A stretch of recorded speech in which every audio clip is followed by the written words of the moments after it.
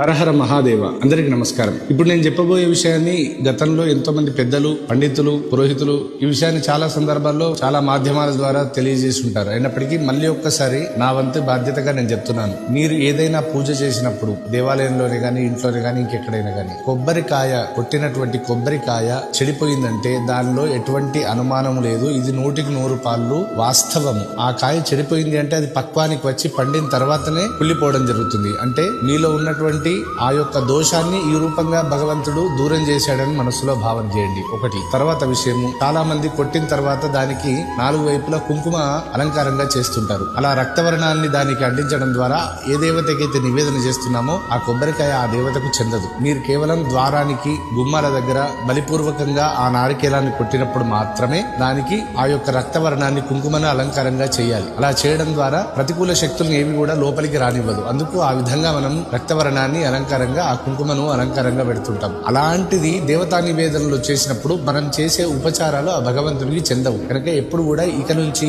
నారికేలం, కొబ్బరికాయ కొట్టిన తర్వాత దానికి ఎట్టి పరిస్థితుల్లో కుంకుమ అలంకారం చేయకండి. కుదిరితే పంచదార గానీ లేదా ఏదో తీపి పదార్థాన్ని అందులో పెట్టి నివేదన చేయండి. అదే విధంగా కొట్టిన తర్వాత శిఖ తప్పనిసరిగా తీయాలి. కొట్టక ముందు శిఖ లేకుంటే పనికిరాదు, కొట్టిన తర్వాత శిఖ ఉంటే పనికిరాదు. కనుక ఈ విషయాన్ని బాగా గుర్తుపెట్టుకోండి. ఇక నుంచి ఈ విషయాన్ని అందరూ కూడా గుర్తుపెట్టుకోండి. మన తరఫున అందరూ కూడా ఈ వీడియోను ప్రతి ఒక్కరికి షేర్ చేయండి. అందరికీ నమస్కారం. సర్వే జనా సుఖినో భవంతు. నమస్తే.